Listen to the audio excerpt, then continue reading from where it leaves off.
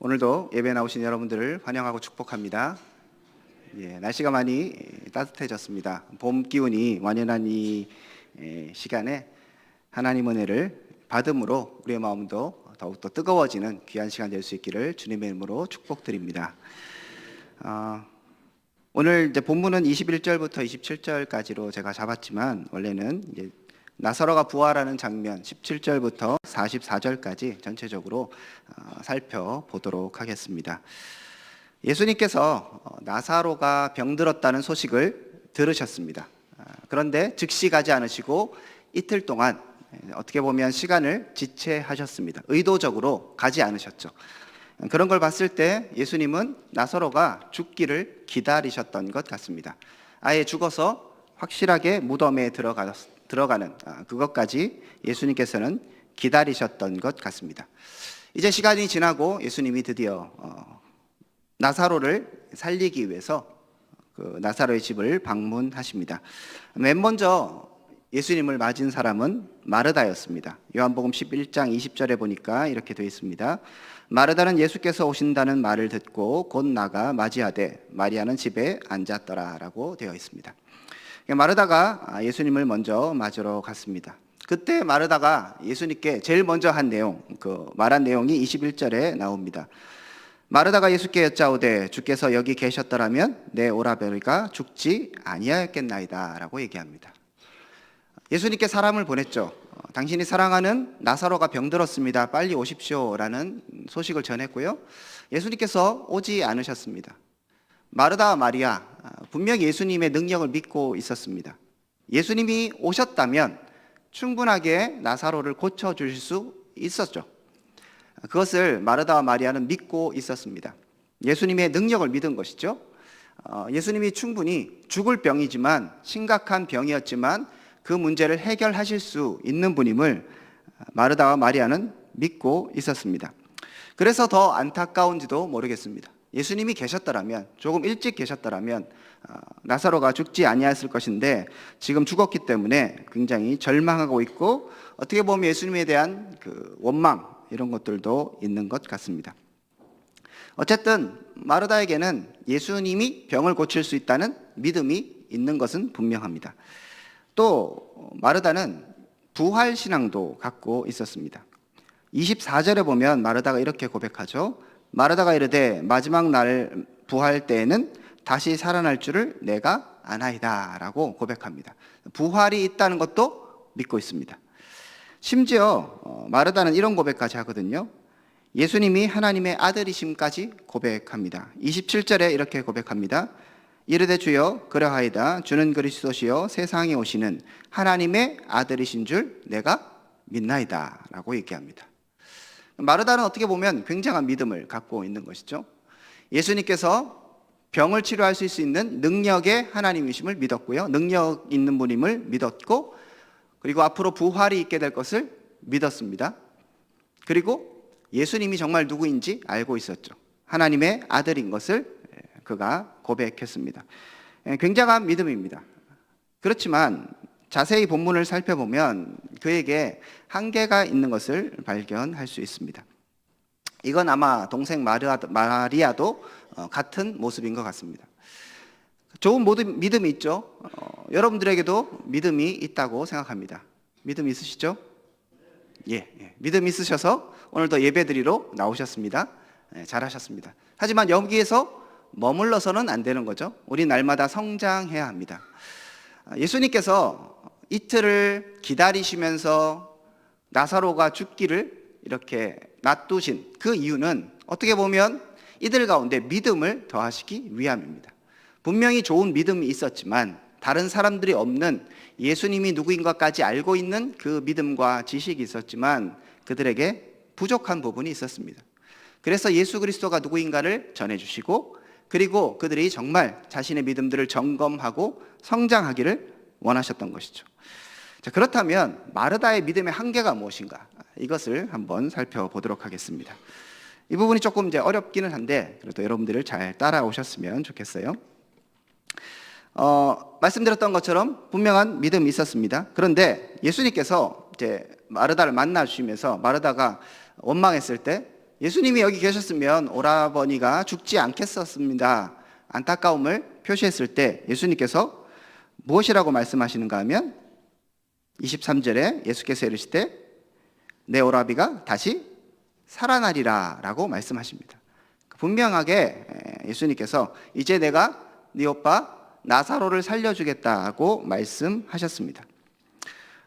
사실 22절에 보면 마르다가 뭔가 가능성을 내비치는 말을 하거든요. 22절을 보시면 그러나 나는 이제라도, 원망한 후입니다. 여기 계셨으면 죽지 않았을 것인데 하면서 그렇지만 22절에 그러나 나는 이제라도 주께서 무엇이든지 하나님께 구하시는 것을 하나님이 들으실 줄을 아나이다 라고 고백합니다. 그러니까 지금이라도 뭔가를 해주십시오라고 얘기하는 것 같아요. 그래서 예수님께서 말씀하시는 게 네 오라비가 다시 살아나겠다고 말씀하시는 것이죠. 자, 여기까지는 문제가 없는 것 같습니다. 예수님 계셨으면 정말 내 오빠 안 죽었을 텐데요. 하지만 지금이라도 기도해 주시면 어떤 일이라도 일어날 것입니다 라고 고백하는 것이죠. 그래서 예수님께서 거기에 대답하시면서 그래, 네 오빠 살아날 거야 라고 말씀하신 거예요. 자, 그런데 여기서부터 마르다의 믿음이 조금 고개를 갸웃갸웃하게 하는 그런 대답으로 갑니다. 예수님께서 살아나리라 얘기하셨을 때 24절 마르다가 뭐라고 얘기합니까? 마르다가 이르되 마지막 날 부활 때에는 다시 살아날 줄 내가 아나이다 라고 얘기합니다. 자, 예수님의 의도는 무엇이었습니까? 예수님께서 왜 나사로 집에 방문하셨습니까? 나사로를 살려주시기 위해서. 그 앞에서 예수님께서 몇 번이나 제자들에게 말씀하십니다. 나사로가 죽었지만 내가 나사로를 깨우러 간다. 그가 다시 살아날 것이다. 그는 죽을 병에 걸린 것이 아니다 라고 말씀하셨거든요. 그리고 나서 여기에 와서 마르다의 그 안타까운 심정 들어주시고 그렇지만 믿음으로 고백하는 마르다에게 네 오빠가 살아날 것이다 말씀하셨지만 마르다는 예수님께서 지금 그 일들을 하여 주실 것이라는 것들은 생각조차 하지 못했습니다. 그래서의 반응이 부활 때에는 모두가 살아날 것입니다 라고 얘기하는 것이죠. 부활 때 다시 살아날 줄 내가 아나이다. 마르다는 지금 예수님께서 네 오빠가 살아날 것이라는 그 말을 지금 현재 지금 살아날 것이라는 그 어떤 의도에 대해서 받아들이지 않고요, 그 예수님의 의도를 미래로 옮겨버립니다. 내가 도와줄게.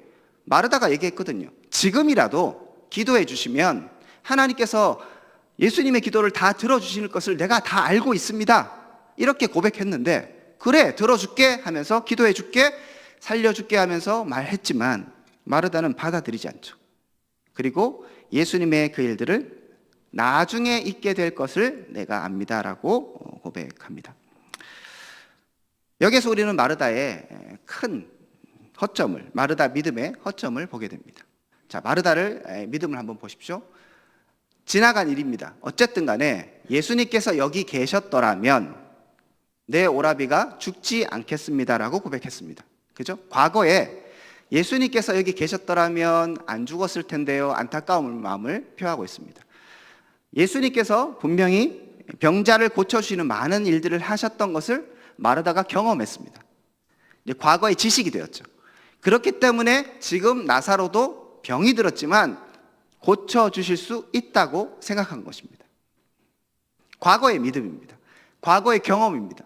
경험을 바탕으로 지금 예수님께서 이 일들을 하실 수 있다라고 생각했습니다. 거기까지는 좋아요. 그러니까 우리도 어떻게 보면 믿음을 갖고 있는데 과거에 머물러 있는 믿음일 수 있습니다. 많은 사람들이 경험해서 검증된 믿음인 것이죠. 아, 예수님이 이 정도는 하실 수 있겠구나라고 생각하는 것입니다. 내가 경험했든 상대방이 경험했든 역사 속에서 경험했든 그런 일들이 있으니까 예수님은 충분히 그런 병자를 치유하실 수 있는 능력 정도는 갖고 계신다는 데이터가 나와 있는 거죠. 눈으로 보기도 하고 직접 듣기도 하고 아마 경험도 했을 것입니다. 그렇기 때문에 그 사실을 믿는 겁니다. 과거에 일어난 일들을 바탕으로 자기의 경험을 바탕으로 그것을 받아들이는 것입니다. 사실 이것은 믿음이라기보다는 경험인 것이죠. 지식인 것입니다. 여러분 잘 아시는 믿음은 바라는 것들의 실상이요? 본 거예요? 보지 못한 거예요? 보지 못하는 것들의 증거죠. 예. 믿음이라는 건 지금 당장 보이지 않지만 살아계신 하나님을 신뢰하고 지금 불가능할 것 같은 것을 받아들이는 것입니다. 마르다는 믿긴 믿었어요. 그런데 예수님이 병든 사람을 고칠 수 있다는 그 사실은 믿음의 한 영역이기도 하지만, 그게 나쁘다는 얘기가 아니죠. 믿음의 영역이기도 하지만 이미 많은 그 당시 사람들에게는 검증된 이야기일 수 있는 것이죠. 그러므로 이 마르다의 믿음이 대단하다고는 저는 볼 수 없는 것 같습니다. 또 마르다는 미래에 대한 믿음을 갖고 있었습니다. 부활하겠습니다 라고 얘기하죠. 네 오빠가 살아날 것이다. 네, 마지막 날에는 부활하게 될 것입니다 라고 고백합니다. 그는 분명히 예수님의 부활, 그리고 하나님께서 그 부활을 통해서 신자들을 다시 회복시켜 줄 것들을 알고 있었고 믿고 있었습니다. 그런데 이 미래에 대한 믿음은 어찌 보면 검증되지 않은 믿음입니다. 아직 일어나지 않았죠. 그러니까 그 믿음이 진짜로 확실한 믿음인지는 돼봐야 하는 거예요. 내가 말은 고백하죠. 하나님 나의 기도에 들으실 것을 믿습니다. 그래서 내가 기도합니다. 말은 하죠. 하나님 이 문제 해결하실 것을 믿고 내가 하나님께 나갑니다. 하나님 도와주십시오. 내일의 삶을 인도하여 주십시오. 모레의 삶도 인도하여 주십시오. 우리 자녀의 삶을 인도하여 주십시오라고 우리가 고백합니다. 그런데 그것은 미래의 것이죠. 막연하게 생각하는 것입니다. 하나님은 좋은 분이고 하나님은 나를 도와주실 것이라고 생각하는 믿음, 그게 나쁜 것은 아닙니다.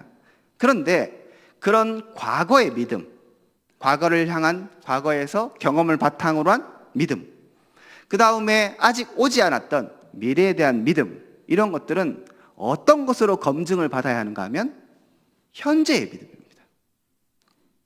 진짜 그래서 지금 믿고 있는가? 이 부분입니다. 과거에 내가 얼마나 대단한 믿음을 가졌고 얼마나 많은 능력을 경험했고 얼마나 많은 은혜를 경험했는지는 중요하지 않습니다. 앞으로 일어날 일조차 우리가 기대해야 하고 예수 그리스도의 다시 오심을 기억하고 하나님 나라의 임재를 기대하고 이런 것들은 우리에게 너무나 소중한 믿음입니다. 하지만 현재의 나에게 하나님을 향한 믿음이 없다면 미래로 미뤄버린 믿음은 사실 가짜일 수 있는 것이죠. 경험되지 않았기 때문에, 현실로 오지 않았기 때문에 밀어놓는 거예요. 공부 못하는 학생들이 보통 어떻게 얘기합니까? 야, 너 공부 안 해? 어떻게 얘기합니까? 예, 두 가지입니다. 과거를 떠올리죠. 내가 얼마나 열심히 했는데, 과거. 그죠? 그 다음에 또 뭐라고 얘기합니까? TV 이것만 보고 할 거야. 요즘 저희 아들이 계속적으로 숙제해라, 요것만 보고 숙제해라, 요것만 오락, 요것만 하고, 예. 미래로 밀어넣잖아요. 근데 그래서 안 한다는 얘기가 아닐 수는 있어요. 근데 그때가 돼봐야 하는 것이죠. 그죠? 숙제 이것만 보고 학게 했다가 제가 속은 게 한두 번이 아닙니다. 5분만 더, 5분만 더. 그죠? 그 당시에 그 마음이 제가 가짜였다고 얘기하는 게 아닙니다. 마르다의 마음도 부활에 대해서 믿었겠죠. 제가 그걸 가짜라고 얘기하는 게 아닙니다. 그런데 그 믿음이 정말 의미가 있으려면 어떤 믿음으로 검증돼야 하는가 하면 오늘 내가 진짜 예수 그리스도를 믿고 있는가의 믿음인 것이죠.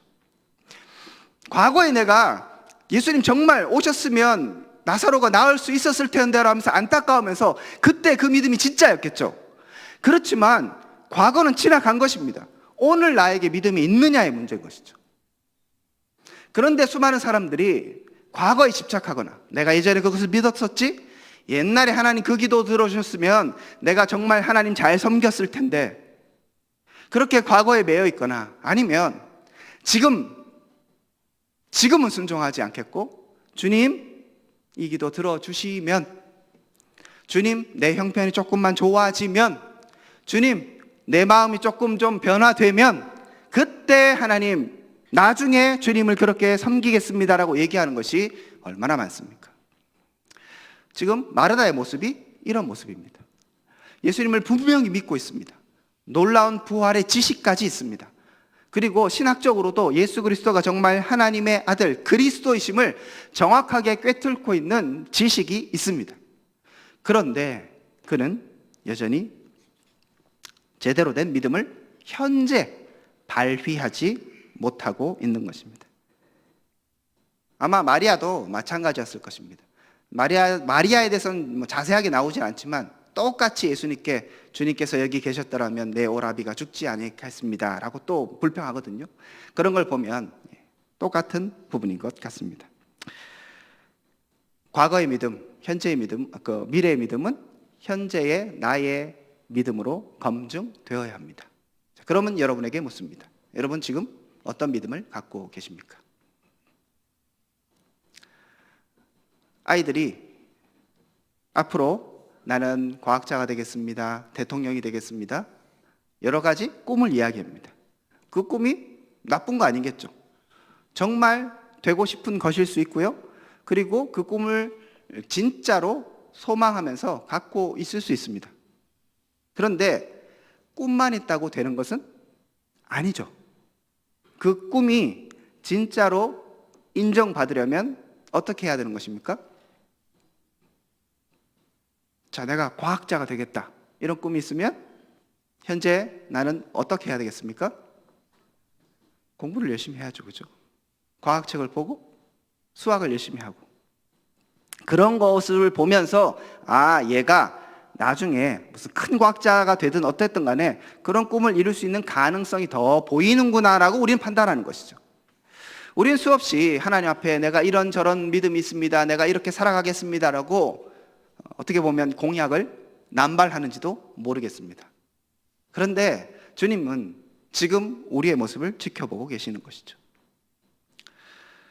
그래서 이 마르다와 예수님의 만남은 굉장히 중요한 것 같습니다. 예수님께서 마르다를 만나시고 그리고 마르다가 나름 이렇게 대단한 이야기 하는 것 같지만 허점을 보이는 것 보시고 또 마리아를 불러서 똑같은 얘기하시고 그 다음에 예수님께서 하시는 부분이 무엇입니까? 이제 예수님께서 나사로가 어디 있느냐? 그래서 가보니까 무덤에 정말 들어가 있죠. 그리고 무덤에 들어간 지 죽은 지 사흘이나 되었습니다. 주변 사람들도 비슷한 믿음을 갖고 있었습니다. 일반 사람들도 비슷한 믿음을 갖고 있었습니다. 예수님께서 가셔서 이제 대화하시고 이런 모습을 보면서 믿음이 없거든요. 마르다에게도 믿음이 안 보이고 마리아에게도 믿음이 안 보이고 이렇게 하고 또 주위 사람들도 전혀 예수님을 믿지 않습니다. 그래서 예수님께서 우시거든요. 너무 화가 나셔서. 그때 요한복음 11장 36절에서 37절에 보면 사람들이 이렇게 말합니다. 36절 이에 유대인들이 말하되 보라 그를 얼마나 사랑하였는가 하며 그중 어떤 이는 말하되 맹인의 눈을 뜨게 한 이 사람이 그 사람은 죽지 않게 할 수 없었더냐라고 얘기합니다. 그러니까 이 주변 사람들 마리아 마르다를 문상온 나사로를 문상온 이 사람들도 예수님께서 어떤 능력 있는 분이라면 분명히 알고 있었어요. 맹인의 눈을 뜨게 한 이 사람이 예수님이 나사로는 죽지 않게 할 수 없었더냐라고 얘기하는 것이죠. 그들도 과거의 그런 데이터를 보면서 이 사람이 능력이 있다는 것을 충분히 인정하고 있습니다. 그런데 나사로가 죽은 이 사건에 대해서는 예수님은 아무 일도 할 수 없다라고 생각하는 것이죠. 더 이상 과거의 데이터가 현재의 이 상황을 해결하지 못한다고 생각하는 거죠. 예수님이 이 정도는 하셨지만 이 죽음의 문제까지는 해결할 수 없다고 생각하는 겁니다. 그래서 어떻게 보면 과거의 그 믿음이 맹점이 있는 것이죠. 내가 경험한 것까지만 믿는 거예요. 조금 더 나아가면 다른 사람들이 경험한 것까지 정도만 믿는 겁니다. 그리고 나의 생각과 내 생각, 나의 경험, 나의 판단 정도로만 믿는 겁니다. 새로운 삶의 경험이 나타나고 정말 내가 생각하기에 되지 않을 것 같은 그 일들이 벌어지면 여기에서 믿음은 발동되지 못하는 것이죠. 사람들이 그렇게 반응했습니다. 그랬을 때 예수님께서 33절과 35절에 보면 예수님께서 그가 우는 것과 또 함께 온 유대인들이 우는 것을 보시고 심령에 비통히 여기시고 불쌍히 여기사. 믿음이 없는 사람들을 보시면서 예수님께서 뭐라고 생각하셨는가 하면 심령에 비통히 여기셨다고 얘기합니다. 지금 예수님이 나사로를 살리러 왔는데 마르다도 안 믿어요. 마리아도 안 믿어요. 마르다와 마리아도 안 믿으니 예수님이 사랑하셨던, 정말 제자로서 잘 훈련시켰던 마르다와 마리아도 믿지 않으니 그 주변 사람들은 당연히 믿지 않겠죠. 그랬을 때 비통히 여기시며 불쌍히 여기사 이르시되 그들을 어디 두었느냐? 이르시되 주여 와 보시옵소서 하니 예수께서 눈물을 흘리셨다라고 얘기합니다. 예수님의 마음, 우리가 믿음으로 반응하지 못하고 현재의 하나님의 되심과 하나님께서 역사하실 그 일들을 제한하고 하나님을 기대하지 못하는 그 모습을 보시면서 예수님은 안타까워하시는 것이죠. 비통하게 여기시며 그리고 그 믿음 없는 자들을 불쌍히 여기시는 겁니다. 하나님께서 우리들을 바라보실 때 바로 이런 마음이라고 생각합니다. 2000년 전 예수 그리스도의 죽음과 부활이 있었습니다. 우린 그것을 믿고 있습니다. 그리고 이 자리에 나와서 예수 그리스도를 찬양하며 경배하며 예배 드리고 있습니다. 그리고 앞으로 주님께서 다시 오시고 이 땅을 회복시키시고 우리를 천국으로 인도하실 것이라는 것을 우리는 굳게 믿고 있습니다.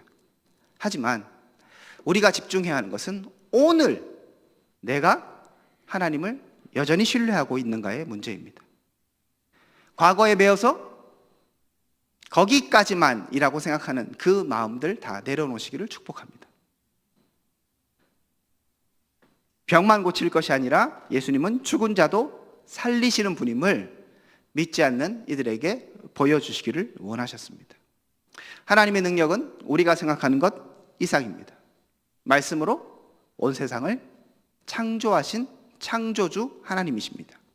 그분에게는 불가능이 없고 그분에게는 못하실 일이 없습니다.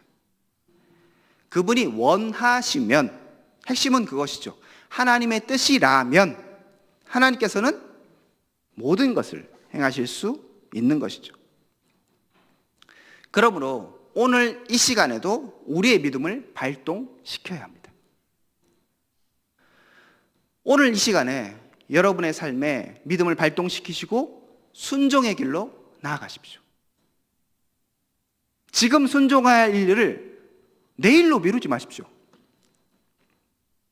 어린아이가 이것만 보고 이따가 할게요. 그 말은 무슨 말이겠습니까?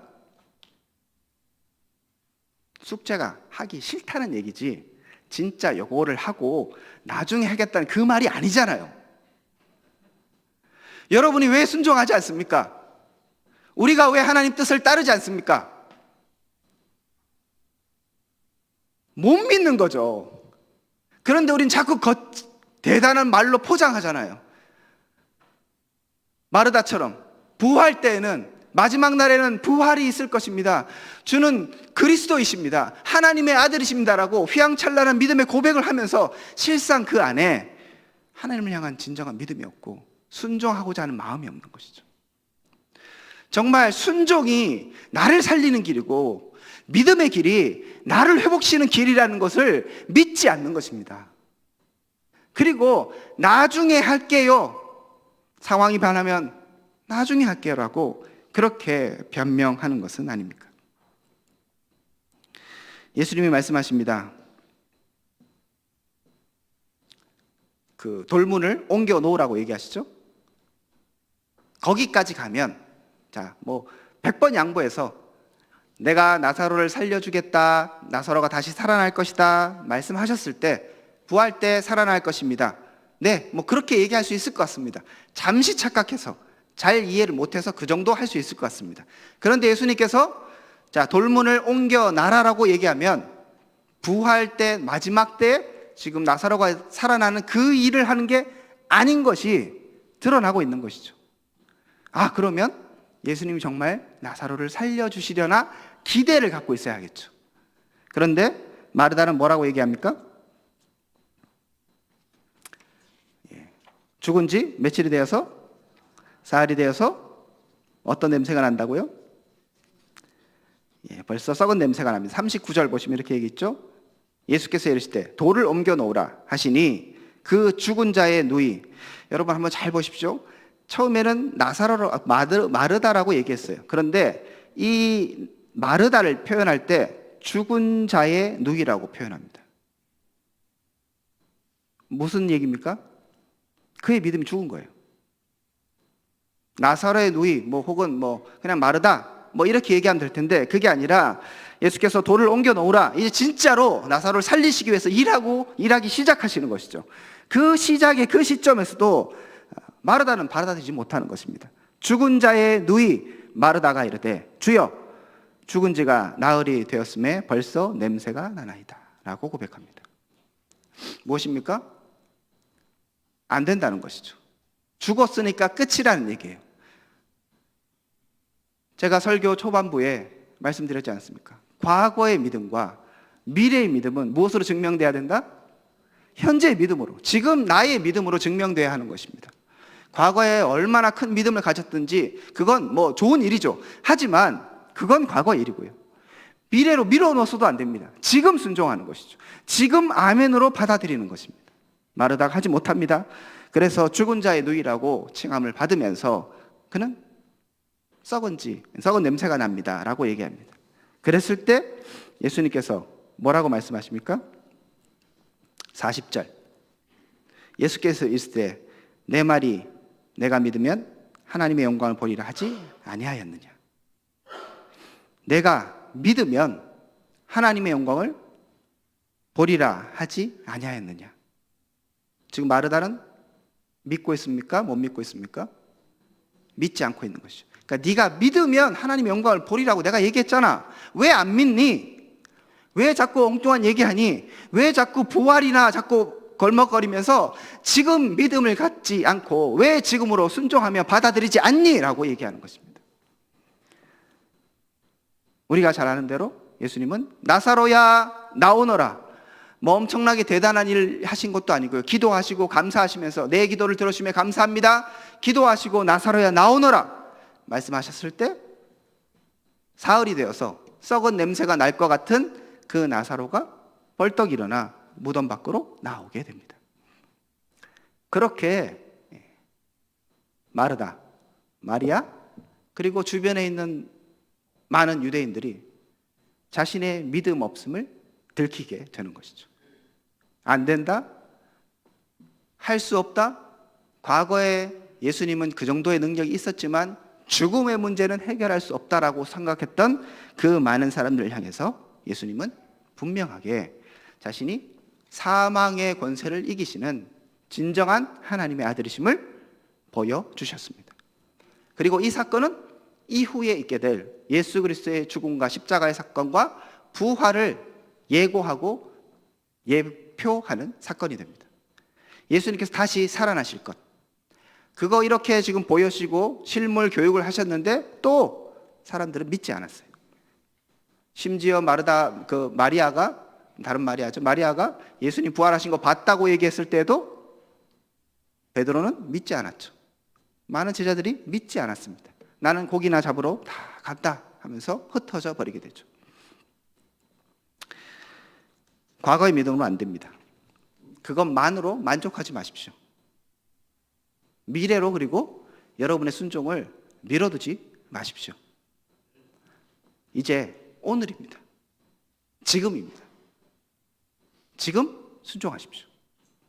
지금 믿음으로 살아가십시오. 믿음으로 살아나가려고 할 때 어려움이 있겠죠? 어렵습니다. 때로는 우리 가운데 진짜 믿음이 없음이 발견되기 시작하는 것이죠. 전 그것이 은혜라고 생각합니다. 믿음 있는 양, 마르다가 처음 앞에서는 부활 때 그런 일이 일어날 것입니다, 예수님은 정말 놀라운 분이십니다, 가든 좋은 얘기를 다 하잖아요. 그렇게 얘기하고 끝나면 마르다가 믿음 없음이 드러나지 않습니다.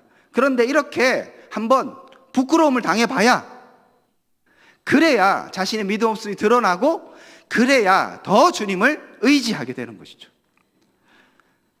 축복하기는 여러분에게 하나님을 향한 온전한 믿음이 있기를 축복합니다.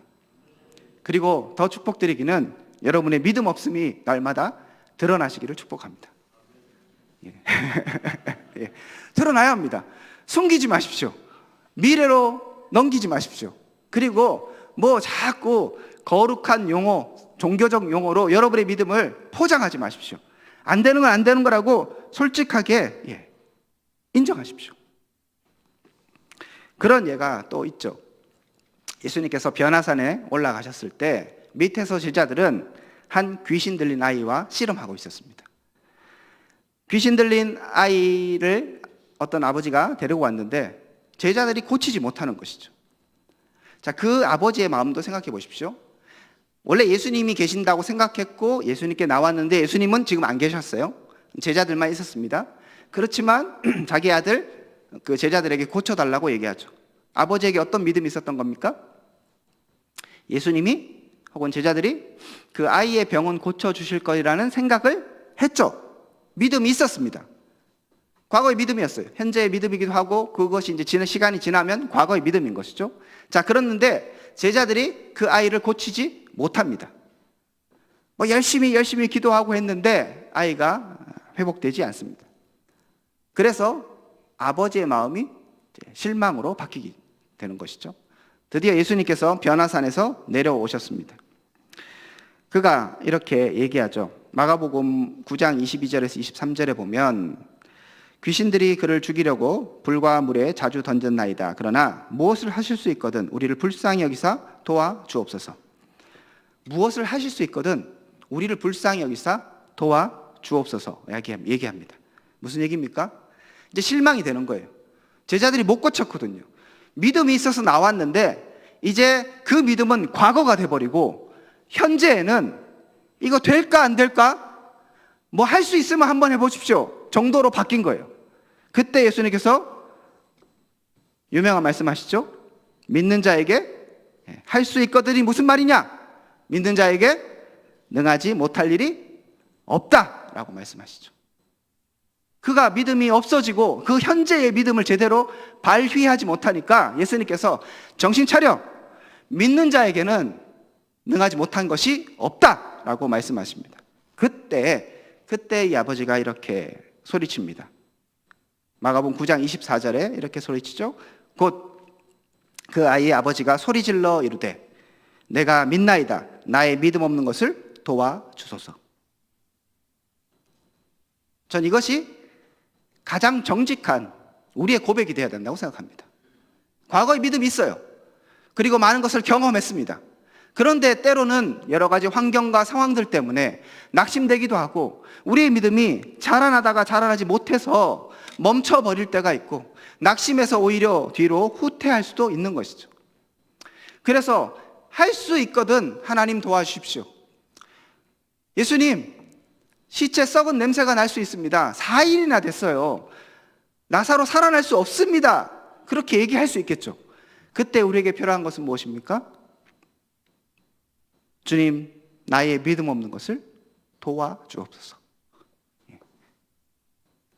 과거에 가졌던 믿음, 현재로 미루어놨던 믿음이 아니라 지금 주님, 내가 믿음이 없습니다. 나를 도와주십시오. 그때에 회복이 일어나고 그때 다시 한번 하나님의 은혜가 일어나게 되는 것입니다. 그러므로 여러분의 믿음이 없다는 것이 날마다 드러나시기를 축복합니다. 그래서 믿음 없구나 하고 집에 가시면 안 돼요. 다시 주님 앞에 나와서 나의 믿음 없음을 도와주십시오. 나를 불쌍히 여겨주십시오라고 주님께 나가는 것이죠. 그렇게 함을 통해서 우리가 진짜 믿음의 하나님이 원하시는 믿음의 백성 될 수 있기를 축복합니다. 이 마지막 때에 믿음을 보겠느냐 말씀하시는 것이죠. 히브리서 11장 6절에 이렇게 얘기하죠. 믿음이 없이는 하나님을 기쁘시게 하지 못하나니. 어떻게 하나님을 기쁘시게 할 수 있겠습니까?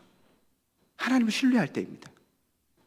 그런데 여기에서 약점, 오늘 설교의 핵심, 과거로 미래로 미뤄놨던 믿음이 아니라 지금 하나님을 어떻게 기쁘시게 할 것인가의 문제입니다. 여러분의 삶 가운데 재정적인 어려움이 있습니까?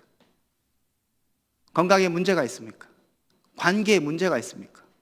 내가 예전에 기도해봤고 내가 노력해봤는데 안 되는 그 상황들 때문에 혹시 낙심하여 계십니까?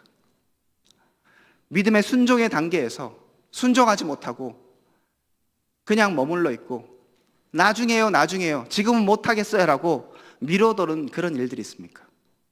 전 여러분에게 도전합니다. 지금이 믿음을 발휘할 때이고 지금이 바로 순종할 때입니다. 지금 하나님을 바라볼 때이고 그래서 지금 믿음 없음을 불쌍히 여겨주십시오라고 기도할 때입니다. 저와 여러분들이 다시 한번 주님을 의지함을 통하여서 하나님 앞에 정말 칭찬받는, 하나님을 기쁘시게 하는 믿음의 백성 될 수 있기를 주님의 이름으로 축복드립니다.